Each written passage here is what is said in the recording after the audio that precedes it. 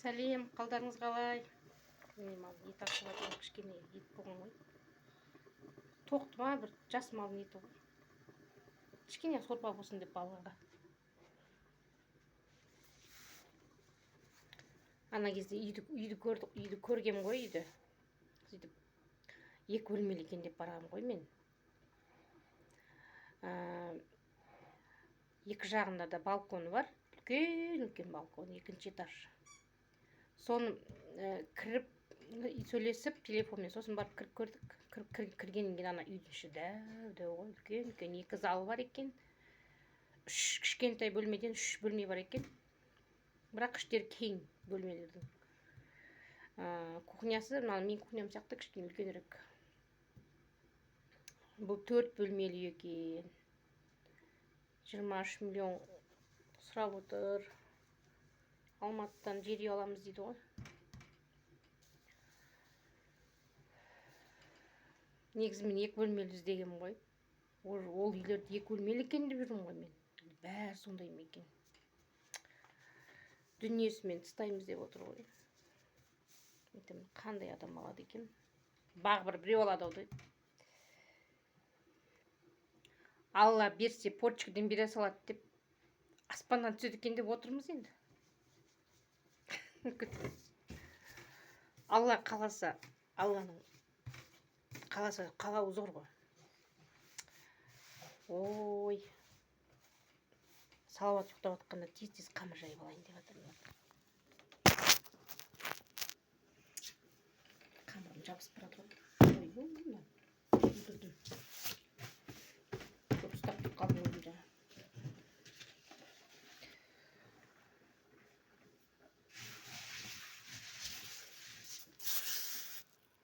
Ауылдың адамдары осы бізде қан ауру, бір анемия деген жоқ қой. Неге десеңіздер, бізде ауылда ет, сорпа ішеміз ғой. Сондықтан ауылда ондай болмайды.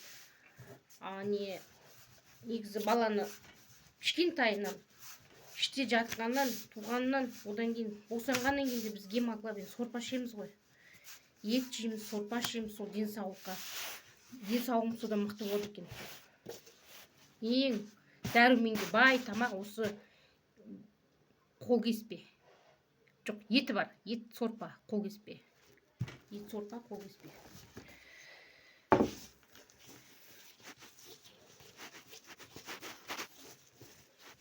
Шымкенттіктер айтып жүрді, 5 бармақ па сол.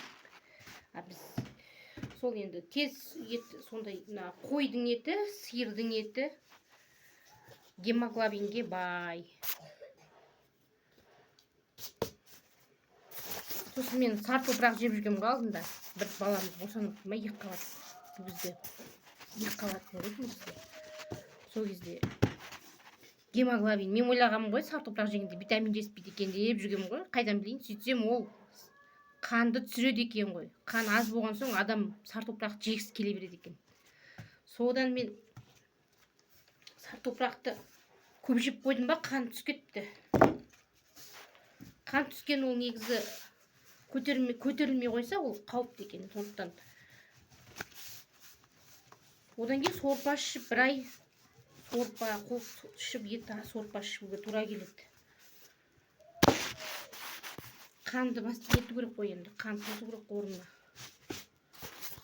Менде 120 болған ғой, қан нормальный қан 120 болған ғой, сол 80-ге түсіп кеткен ғой.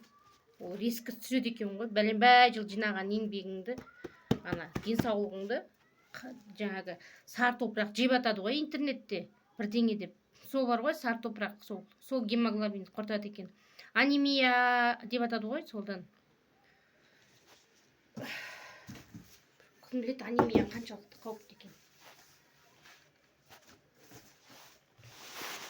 Аққан деген сияқты ғой, анемия. Қан азая береді да. Қатты аққан болмайды енді, анемия азая береді.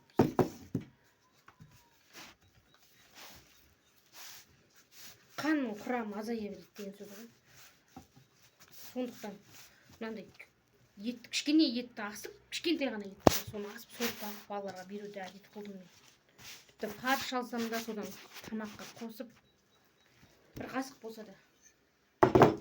Бір жасай беретінмін ғой, фаршсыз да етсіз де тамақ болмайды екен. ол күнделікті тамақ ол ішімізге ағзамызға барып жатқан витамин екен ғой бұл. Сол денеміз содан қанын адамның денесіндегі тепе теңдік сақтап тұрады. Соның бәрі сол тамақ ішкенге де байланысты екен. Дұрыс тамақтану керек.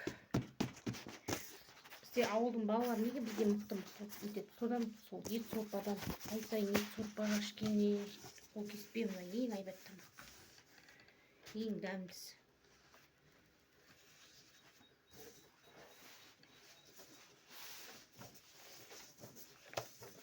Кішкентай салауатым қол кеспе жақсы болды. Балаларым алды, қол кеспе өсіретінмін ғой. Ана магазин андай не болды, андай каша ғой, кашаны постоянно әр уақыт жей бермей, мынандай тамаққа да үйрету керек қой. Ең айбат тамақ. Жарайды. Бұйырғаны болады.